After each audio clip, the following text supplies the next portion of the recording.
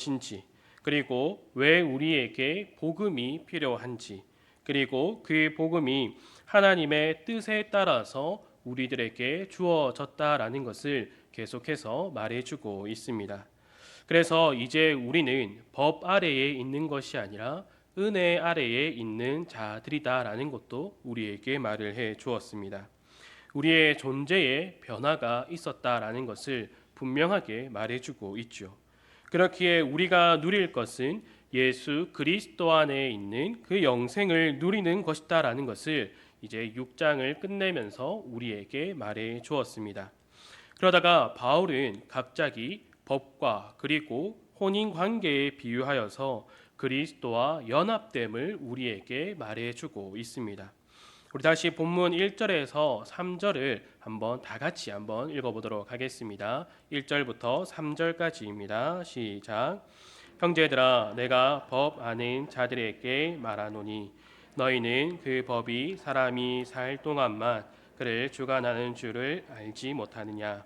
남편 있는 여인이 그 남편 생전에는 법으로 그에게 매인 바 되나 죽으면 남편의 법에서 벗어나느니라. 그러므로 만일 그 남편 생전에 다른 남자에게 가면 음녀라. 그러나 만일 남편이 죽으면 그 법에서 자유롭게 되나니 다른 남자에게 갈지라도 음녀가 되지 아니하느니라. 아멘. 바울은 지금 형제들아라고 말하면서 법 아는 자들에게 말하노라라고 말하고 있습니다. 그리고 그 법은 살아있는 사람에게 적용되는 것이고 사람이 살아있을 때는 그 법이 그 사람을 주관한다라고 말을 하고 있습니다. 즉 그 법의 영향에서 벗어나기 위하여서는 죽는 것밖에 없다라는 것을 말해주고 있습니다.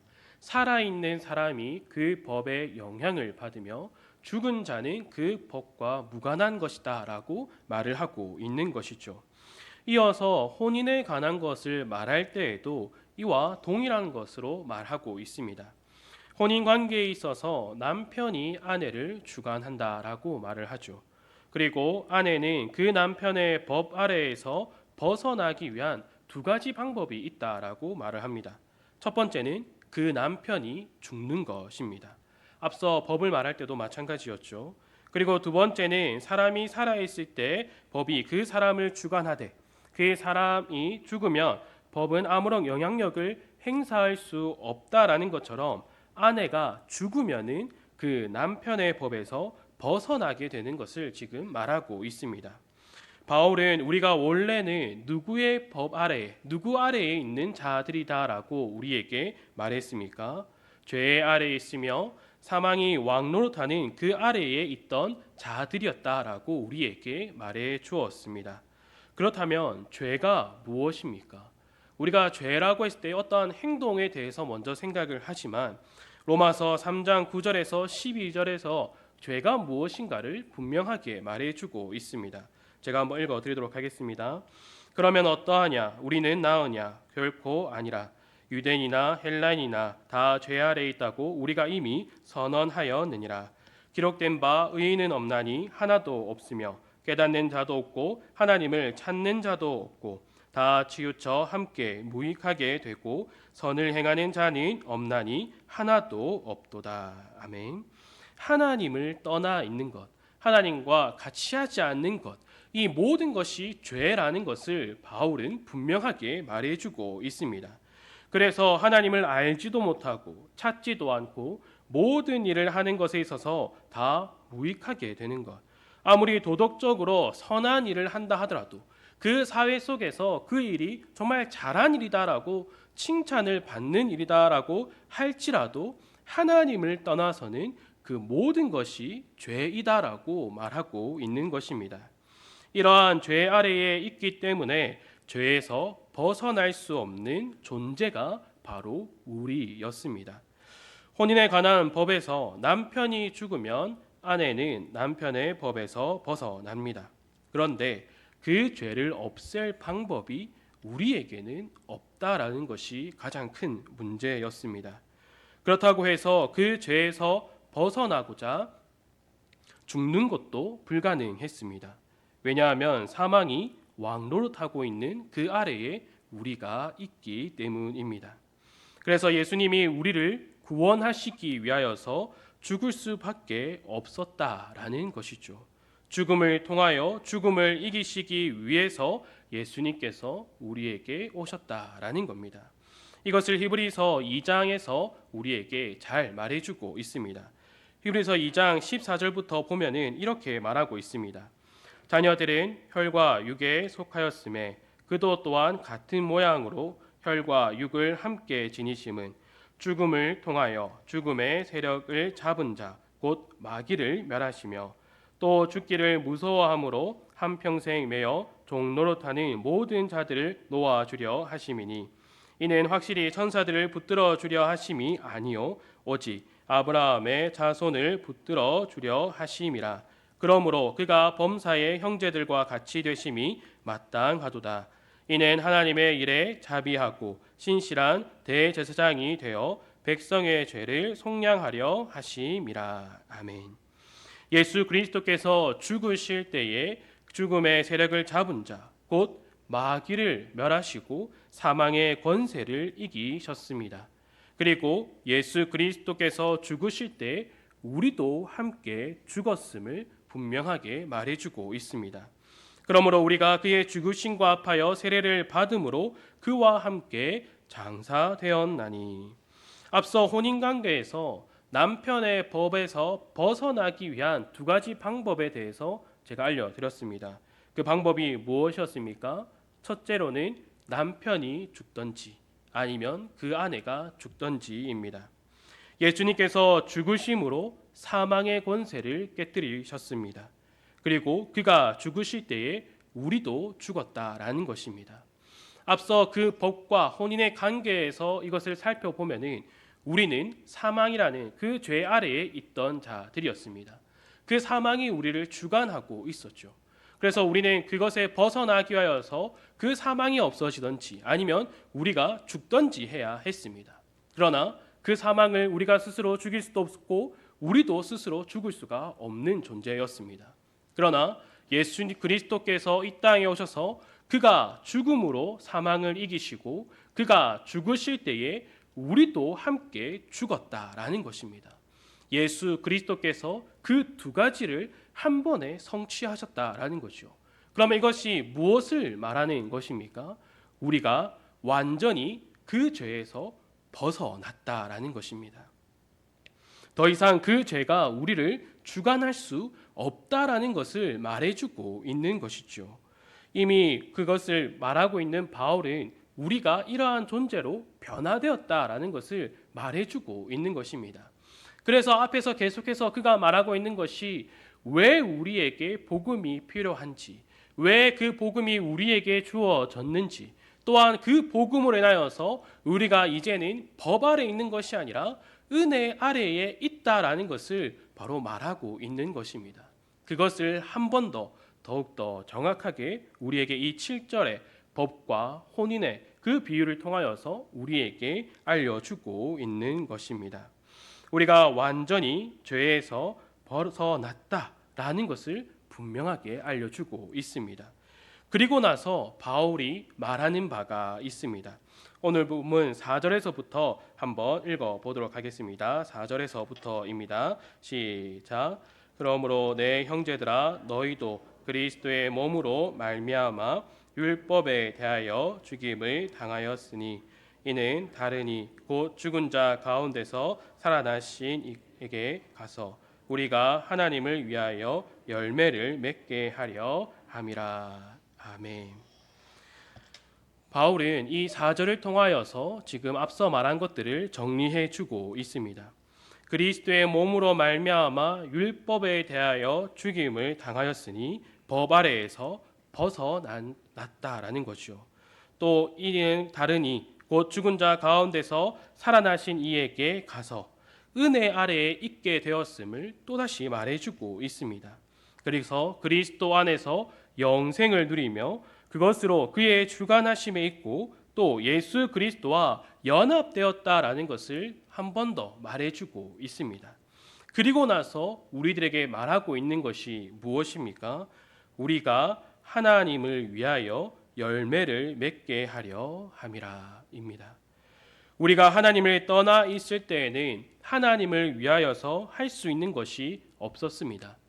아니, 우리가 하나님을 위해서 어떠한 것을 하려고 생각하지도 않았다라는 것입니다. 그러나 이제 우리는 우리의 모든 것이 하나님의 영광을 위하여서 행하는 자들로 변화를 받았다라는 것을 말해주고 있습니다. 그러면 우리는 질문을 던져야 되죠. 그렇다면 하나님을 위하여 열매 맺는 것이 과연 무엇인가? 이러한 질문을 던져야 합니다. 이 말을 다른 말로 해서 우리가 이제 믿음의 삶을 살아가는 그 믿음의 삶을 살아가도록 부름을 받았는데 그 부름에서 또한 믿음의 삶을 살아가는 것에 있어서 핵심이 되는 것이 무엇이냐라는 겁니다. 우리의 신앙에 있어서 핵심이 되어야 하는 것이 과연 무엇이냐라고 이제 우리가 질문을 던져야 하는 것입니다. 그러면 이에 대한 답으로서 우리 성도분들은 어떠한 답을 할 수 있겠습니까? 사랑이 가장 중요합니까? 아니면 신앙에 있어서 어떠한 능력이 우리에게 있어서 중요합니까? 아마 많은 것들이 우리에게 중요하다라고 다가올 수 있습니다.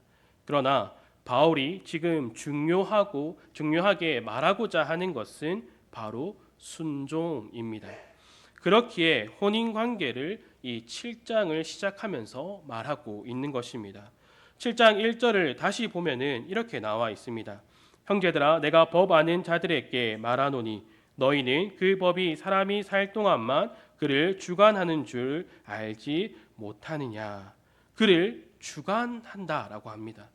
남편이 부부 관계에서 아내를 주관하며 아내는 남편에게 순종해야 합니다. 그러나 우리 스스로는 이 순종의 열매를 맺을 수 없다라는 것을 분명히 알아야 합니다. 사무엘상 15장을 보면은 이스라엘의 왕인 사울의 모습이 나오고 있습니다. 사무엘은 하나님의 말씀에 따라서 그 아말렉을 치되 그뿐만 아니라 모든 소유를 쳐라라고 사울에게 전하여 줍니다.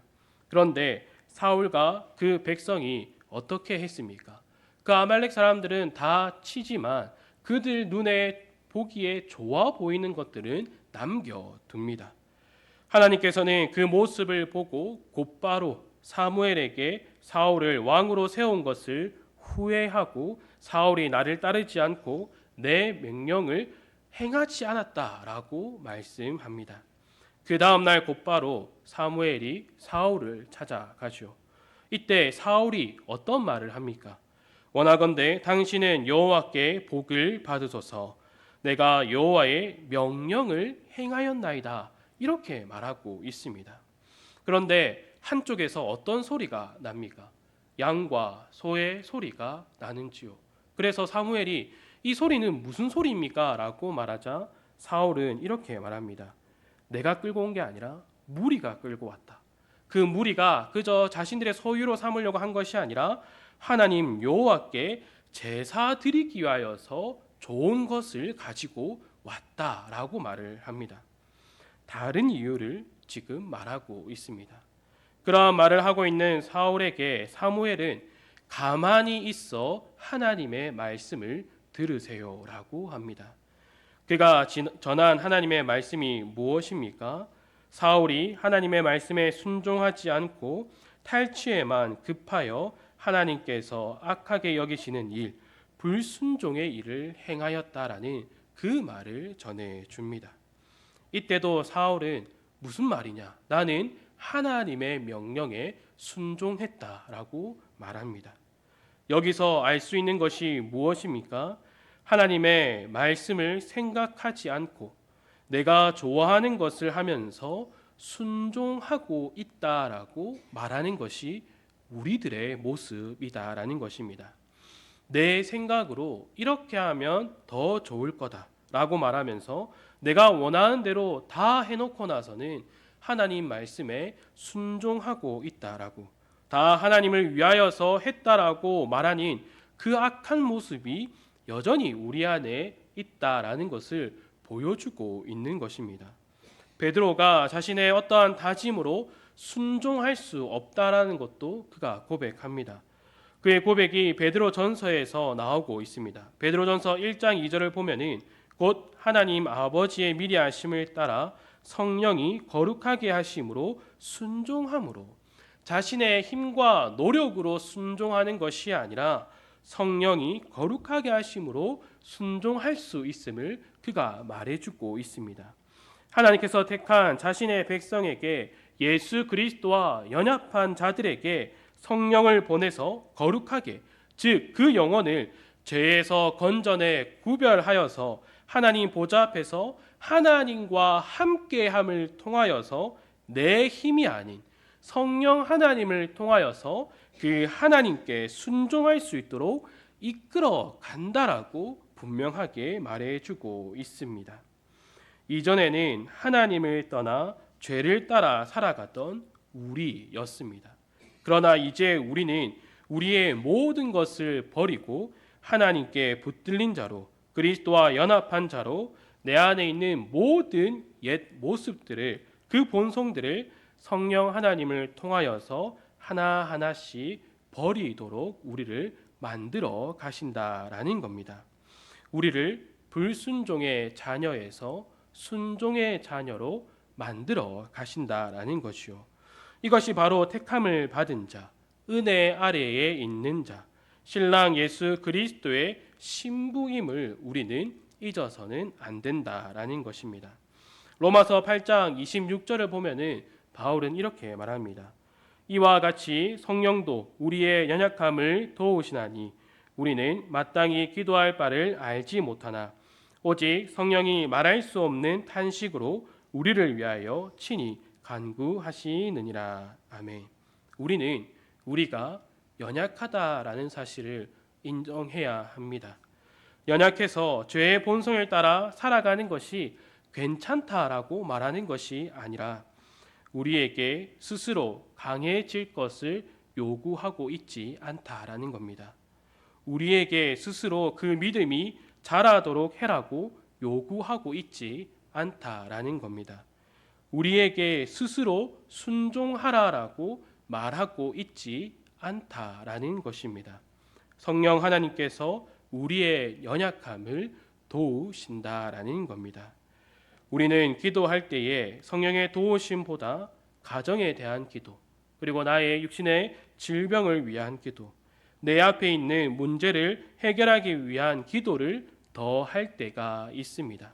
그러나 우리가 먼저 구해야 할 것은 하나님의 나라와 그의 의, 그리고 늘 깨어 기도할 수 있도록 하나님과 함께함으로 하나님께 순종할 수 있도록 성령의 도우심을 구해야 한다라는 것입니다. 그래서 그 기도를 통하여서 우리에게 어떠한 모습이 나와야 합니까? 베드로전서 4장 11절에서는 이렇게 말해주고 있습니다. 우리 한번 다 같이 읽어보도록 하겠습니다. 시작. 만일 누가 만하라면 하나님의 말씀을 하는 것 같이 하고 누가 봉사하려면 하나님이 공급하시는 힘으로 하는 것 같이 하라. 이는 범사에 예수 그리스도로 말미암아 하나님이 영광을 받으시게 하려 함이니 그에게 영광과 권능이 세세에 무궁하도록 있느니라. 아멘. 말을 할 때에 하나님의 말씀을 하는 것 같이, 봉사할 때에도 하나님이 공급하시는 힘으로 하는 것 같이 하라. 이것이 바로 순종의 모습이다라는 것입니다. 하나님이 영광 받으시게 하기 위하여서 하나님을 위한 열매를 맺는 참된 성도의 모습이 바로 이러한 모습이다라는 것입니다. 우리가 말로는 구원받았다라고 말을 하고 또 우리가 은혜 아래에 있는 자들이다 말하고 은혜를 누리며 살아가게 해달라고 고백을 하면서 말하는 것, 행동하는 것, 이 모든 것들이 예전과 같이 똑같은 그런 말과 행동이 나오는 것이 아니라 이제 우리는 그 죄에서 완전히 벗어나 우리의 신랑 되시는 그 예수 그리스도께 속한 자로서 그 예수 그리스도의 아래에서 그 예수 그리스도의 주권으로 인하여서 우리가 언제나 또 영원히 그의 법 아래에서 살아간다라고 고백을 해야 한다라는 것입니다. 그렇기에 우리는 그리스도의 자치를 따라 그를 닮아감으로 하나님의 뜻에 순종하는 자로서 살아가야 한다라는 것이죠. 주 안에 사랑하는 성도 여러분, 우리는 사망의 자리에서 예수 그리스도의 자치를 따라가는 그 하나님께 순종할 수 있는 자로 우리가 부름을 받았습니다. 그러면 우리가 힘써 해야 하는 것이 무엇입니까? 바로 순종하는 것입니다. 여전히 초보적인 신앙에 머물러서 내 힘으로 내 뜻으로 보기에 좋아 보인다는, 좋은 게 좋다라는 식으로 나는 하나님께 순종하고 있다라고 말하는 그러한 것에서 벗어나야 합니다.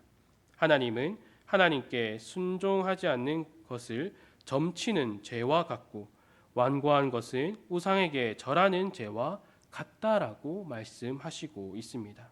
우리는 이러한 불순종의 자리에서 벗어나야 합니다. 그리고 우리는 성령 하나님을 통하여서 그의 인도하심에 따라 하나님께 더욱 가까이 함으로, 하나님과 함께 함으로 늘 하나님 보좌 앞에 서서 하나님께 순종하는 삶을 우리가 살아가야 한다라는 것입니다. 하나님께 순종한다라는 것이 우리에게 주어졌습니다. 우리는 하나님의 순종의 자녀로서 부름을 받았습니다. 그렇기에 늘 하나님의 뜻이 무엇인가를 분명히 알아야 되며 또한 늘 하나님께 붙들린 자로서의 삶을 살아가야 한다라는 것입니다. 그러면 우리는 이것을 위하여서 늘 기도에 힘써야 합니다. 순종에 힘쓰는 자는 늘 기도하는 자입니다. 나의 힘으로 순종할 수 없기에 늘 기도로 간구하며 성령 하나님을 늘 구하는 자입니다. 그 성령 하나님을 통하여서 늘 순종의 자리에서 하나님만을 바라보며 하나님을 위하여서 열매를 맺어가는 우리 모든 성도들이 되기를 간절히 소망합니다. 함께 기도하도록 하겠습니다. 하나님 아버지 감사합니다.